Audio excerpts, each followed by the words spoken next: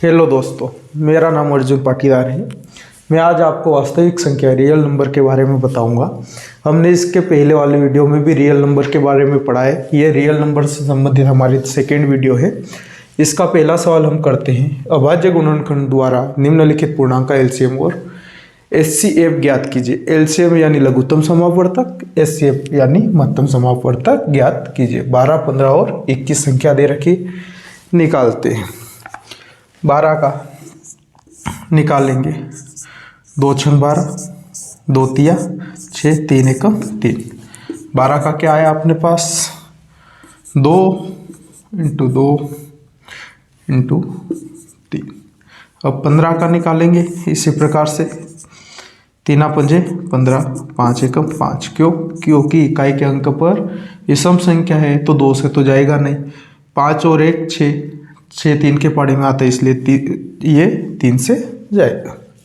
तो अपना 15 के लिए क्या हो गया, 3 × 5। अब हम करेंगे तीसरा, सबका लघुत्तम निकाल लेते हैं। तीसरा 21, 2 और 1 3, 3 के पाड़े में जाएगा, 3 7 21, 7 एकम 7, यानी 21 के लिए क्या आएगा, 3 × 7। अब तीनों निकल गया। अब एचसीएफ यानी महत्तम समापवर्तक क्या आएगा इसका, तीनों का है ना। तीनों संख्या 12, 15 और ये तीनों में कॉमन क्या है, यहाँ पर भी 3 है, यहाँ पर भी 3 है और यहाँ पर भी, तो क्या आएगा 3, जो तीनों में आ रहा है। ठीक है। और एलसीएम यानी लघुत्तम समापवर्तक क्या आएगा, इसमें तीनों में 3 है तो तीनों में 3 से भाग जाएगा तो एक ही बार लिखेंगे। इसमें दोनों में 2 नहीं है तो 2 कितनी बार है, 2 बार, 2 दूना 4। तीनों में 3 है तो एक बार 3 लेंगे। इसमें 5 और इसमें 7। अब करते हैं, 7 पंजे 35, 35 दिया 105, 105 का डबल 210, 210 का डबल 420।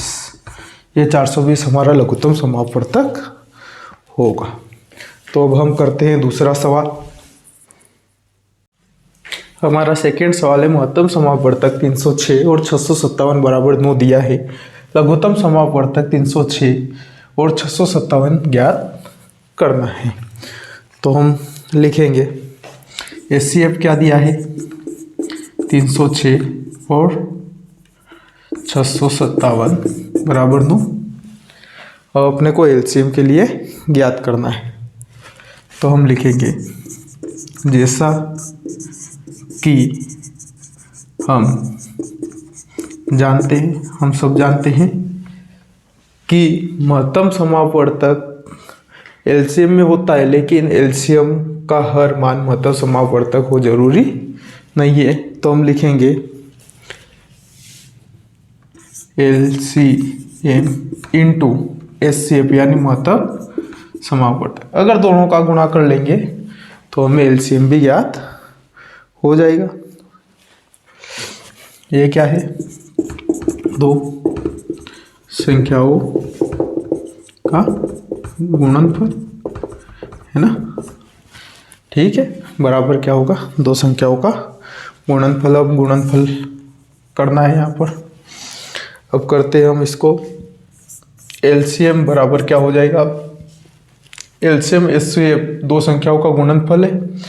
यह तो अपने को मालूम है, इसका और इसका दोनों का गुणनफल है। तो 2 संख्याओं का गुणनफल, तो एलसीएम बराबर क्या होगा, 2 संख्याओं का गुणनफल, फिर ये ऊपर रहेगा 2 संख्याओं का गुणनफल और इधर से ये जाएगा तो ये मतलब समापवर्तक नीचे है ना। यानी महत्तम समापवर्तक तो दोनों में होगा। ठीक है, इसमें अगर ये 9 का भाग जाता है तो इसमें भी जाएगा, ये फिक्स है। ठीक है, इन दोनों संख्या में जाता है तो इन दोनों में भी जाएगा। तो इन दोनों संख्या में अगर 9 का गुणा कर देंगे तो उत्तर मिल जाएगा। तो अपन उसमें 9 का गुणा पहले से है तो अपन इसमें भाग देंगे। तो दो संख्याओं का गुणनफल करना है। दोनों संख्या लिख लो, 306 इंटू 657। और इसमें यहाँ पर दे रखा है कि 9 का भाग जाएगा, तो इनमें भी अपन 9 का भाग दोनों में दे सकते हैं, तो 9 का इसमें भाग देंगे। उत्तर क्या आएगा अपना 22,306 और 657, 9 का भाग 22,338 है ना, ये अपना उत्तर है। अब इसमें दे 6 3 9 है ना, जोड़ अगर 9 से भाग जाएगा तो जाएगा, तो ये यहीं से करके देख लो। 9 का 9 2 18 9 तिया 27, कितना बचा 3। 9 का 9 9 2 18 9 तिया 17 9 चौक 36 34, 657 में 34 का गुणा करोगे तो ये उत्तर मिल जाएगा। तो अपने को संख्या मिल गई, तो ये अपना आंसर है ना। महत्तम समापवर्तक, इन दोनों संख्या का कॉमन जो आएगा वही महत्तम समापवर्तक होगा। तो स्वाभाविक सी बात है कि इन दोनों में भी इसका भाग जाएगा, है ना। तो दोनों को तो दो बार लिख नहीं सकते। लघुत्तम में कोई भी संख्या क्या करते हैं, एक ही बार लिखते हैं। अगर इन दोनों का निकल रहा है और दोनों कॉमन है तो वो एक ही बार लिख लो, क्योंकि वो दोनों संख्या में भाग जा रहा है। तो क्या करते हैं, इन दोनों संख्या का गुणा करके ये जो महत्तम दिया है इसका भाग दे देंगे, तो अपनी मेन संख्या जो लघुत्तम समापवर्तक है इसका वो निकल जाएगा। ठीक है, तो अब हम करते हैं अपना तीसरा सवाल।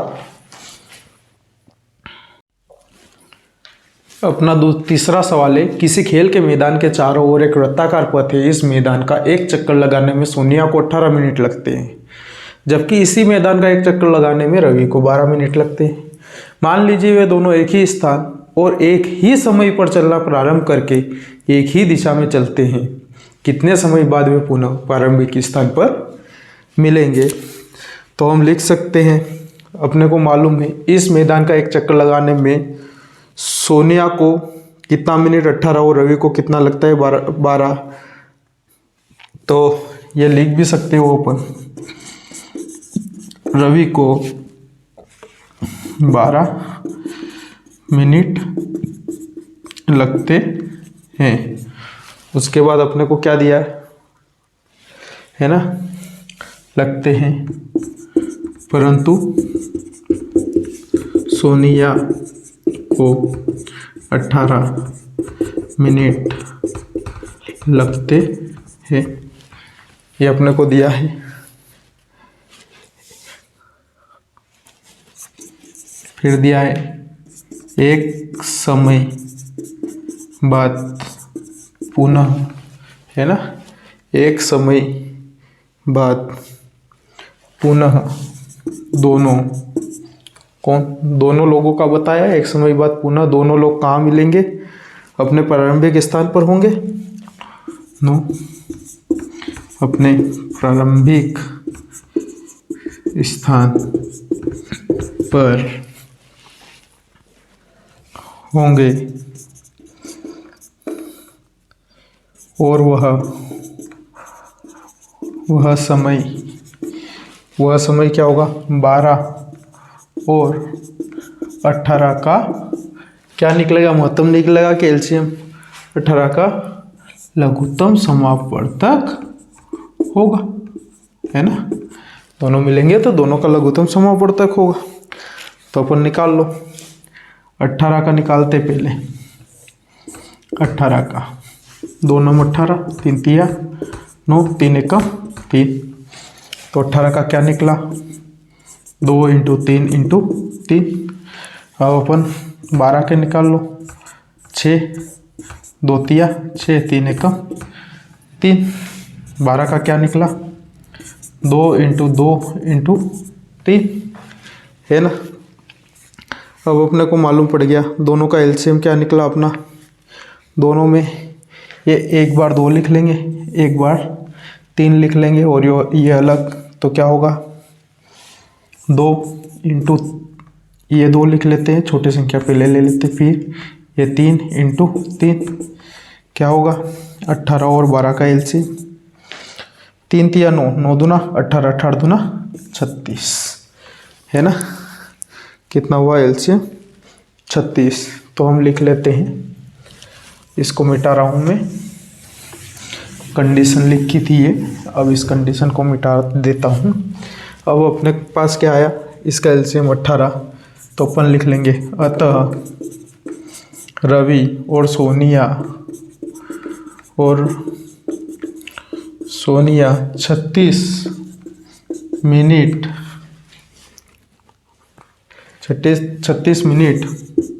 बाद पुनः अपने प्रारंभिक स्थान पर होंगे। प्रारंभिक स्थान यानी दोनों के लिए, यूं तो एक राउंड कितने में 12 मिनट और 18 में लग रहा है, पर दोनों प्रारंभिक स्थान पर एक साथ कब पहुंचेंगे, 36 मिनट बाद। तो ठीक है, ये अपना तीसरा सवाल हुआ। अब हम करेंगे चौथा सवाल। हम करते हैं चौथा सवाल। संख्या 6, 72 और 120 का अभाज्य गुणनखंड विधि से एचसीएफ ज्ञात कीजिए। एचसीएफ यानी महत्तम समापवर्तक। हम इसको लघुत्तम समापवर्तक भी इसके साथ ही अपन देख लेंगे। तो 6 का करके देखो, 2 तिया 6, 3 एकम 3, 6 का क्या हुआ 2 × 3। अब 72 का करके देखो, 72 का क्या हो सकता है 2 से, 2 तिया 6, 1 12, 2 छंग 12, 18 दूना 36, 2 9 18, 3 तिया 9, 3 एकम 3 क्या हुआ 72 का होगा 2 × 2 × 2 × 3 × 3। अब अपने पास 120 है, 120 का करके देखते हैं, 2 छंग 12 60, 2 तिया 6 30, 15, 3 पंजे 15, 5 एकम 5।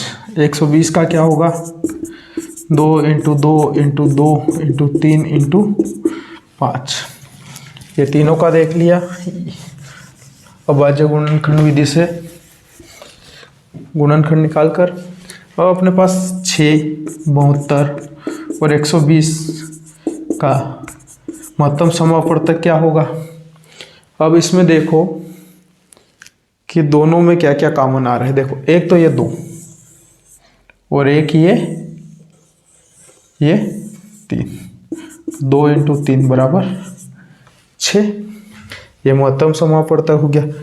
ये एचसीएफ हुआ। ऐसे 6, 72 और 120 का लघुत्तम समापवर्तक क्या होगा।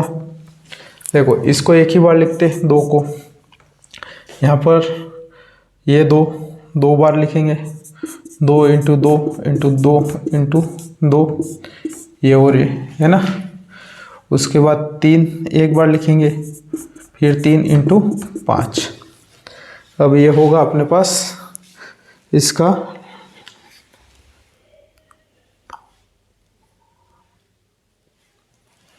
हाँ, ये 2 एक बार लिखा। इसके बाद ये भी कितनी बार, सेकेंड बार में एक ही बार लिखेंगे, और ये दोनों भी कितनी बार लिखेंगे, फिर एक बार। तो ये हो जाएगा। ये 3 तो इसमें ले लिया था, एक बार 3 और एक बार 5 बचा। अब करते हैं 5 तिया 15, 15 तिया 45, 45 दूना 90, 90 दूना 180, 180 दूना 360 है ना। तो इसका लघुत्तम क्या होगा 360। अब हम अपना देखेंगे 5वां सवाल। अब हम करेंगे 5वां सवाल। 5वां सवाल है संख्याओं 6 और 20 के अभाज्य गुणनखंड विधि से एचसीएफ एफ और एलसीएम ज्ञात कीजिए। तो 6 के लिए देख लो, 2 तिया 6, 3 एकम 3, 2 × 3। 20 के लिए देख लो, 2 10, 2 5 5 1, यानी 20 के लिए क्या आएगा 2 × 2 × 5। अब अपने पास दोनों के लिए मान मिल गया। अब 6 और 20 का महत्तम समापवर्तक क्या होगा, जो दोनों में कॉमन हो, सिर्फ यही दोनों में कॉमन हो, सिर्फ 2 होगा, है ना। ऐसे 6 और 20 का एलसीएम क्या होगा, लघुत्तम समापवर्तक, दोनों में कॉमन वो एक बार लिख लिया। अब ये 3, ये 2 पहले लिख लेते, छोटी संख्या 2, फिर 3 और फिर 5। क्या हुआ 5 तिया 15 दूना 30, 30 दूना 60, 60 इसका क्या होगा लघुत्तम समापवर्तक। अब हम करेंगे अपना छठा सवाल। अपना छठा सवाल है, व्याख्या कीजिए कि 7 गुणित 11 गुणित 13 प्लस 13 और 7 into 6 into 5 into 4 into 3 into 2 into 1 plus 5 भाज्य संख्या है, क्यों है? तो हम लिख सकते हैं भाज्य संख्या ओ, भाज्य संख्या ओ, भाज्य संख्या ओ के 2 से अधिक क्या होते हैं? 2 से अधिक भाजक होते हैं, मतलब उनमें 2 से अधिक संख्याओं का भाग जाता है, 2 से अधिक भाजक होते हैं। ठीक है, ये अपने को मालूम है। तो दी गई संख्या के लिए देखते हैं, दी गई संख्या क्या है अपने पास। पहले ये 7 वाला देखते हैं, 7 इंटू 11 इंटू 13 प्लस 13। अब इसमें क्या है, दोनों में 13 कॉमन है, तो 13 कॉमन ले लेते हैं। बचा क्या, 7 इंटू 11, यहाँ पर कुछ नहीं है, लिखने की ज़रूरत नहीं, प्लस 1 है ना। और अपने पास इसमें से 13 कॉमन आ गया। अब 11 में 7 का 77 और 1 78, 77 प्लस 1 और 13 इंटू 78, तो 13 इंटू 78 हो जाएगा ये। अब एक तो ये निकल गया। अब इसमें क्या है, अब इसको देखो, 13 इंटू 13 है ना, 13 में 13 का गुणा कर लो, इंटू 6 से कर लो, तो भी ये संख्या मिल जाएगी, है ना। तो अपने पास दी हुई संख्या अब 13 इंटू 13 इंटू 6 आ गया।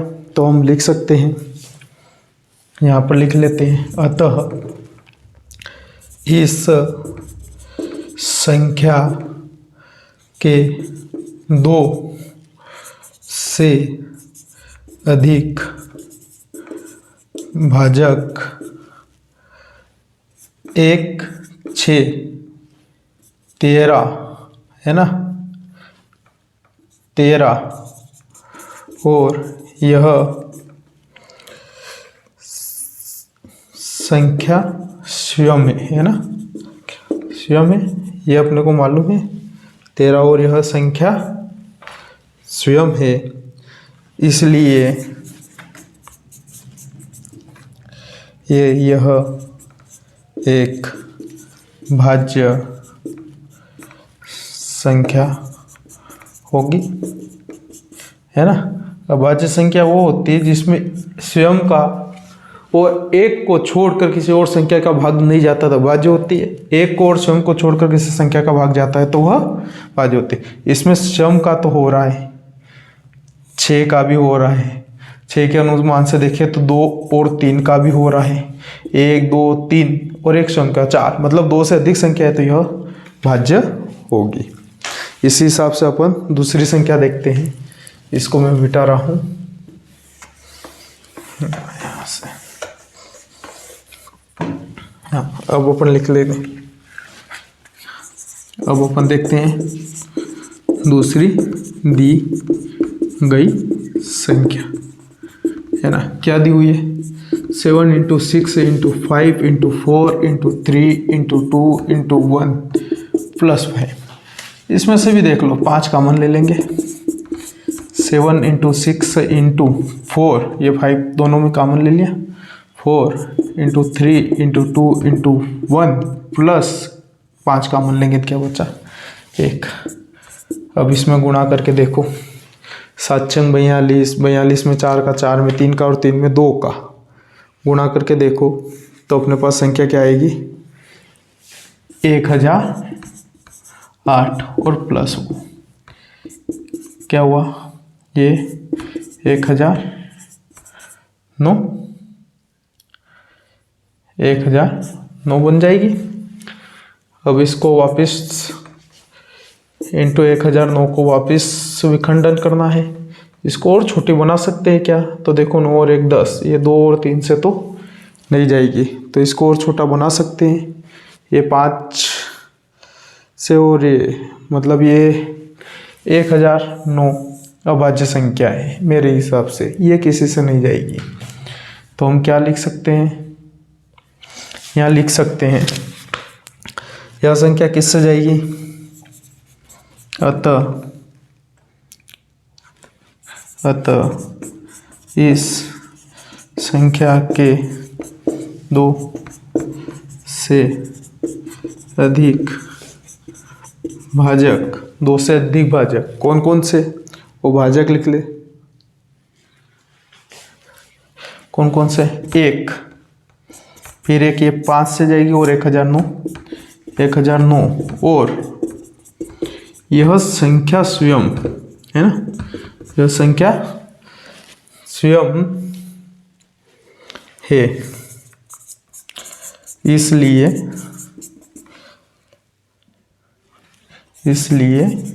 यह एक भाज्य संख्या है। ये अपना उत्तर है ना। तो दोनों में जाएगी, पहले वाले में भी क्या था, वो स्वयं संख्या, उसके बाद 13 और 2 बार विखंडन किए थे तो 13 और एक 13 के बाद अपने पास उसमें क्या बचा था, 6 बचा था, तो 2 और 3 दोनों से, तो 2 3 6 और कौन सी थी, वो 13 से जा रही थी, 4 संख्या वो जिससे जा रही थी, तो वह संख्या भी भाज्य होगी। यह भी क्या है, 1 और स्वयं से होना चाहिए, तो 1 और स्वयं से थोड़ी, उसके साथ 5 और 1009 से भी जा रही है, तो यह संख्या भी भाज्य होगी। सिर्फ 1009 का पूछते तो यह अभाज्य होती, क्यों, क्योंकि इसमें स्वयं का ही भाग जाता है, दूसरी और संख्या का भाग नहीं जाएगा। तो ठीक है, यहाँ तक आप लोगों को समझ में आया। तो आप लोगों को मेरी वीडियो अच्छी लगी हो तो मेरे चैनल को सब्सक्राइब और लाइक करना ना भूलें। धन्यवाद।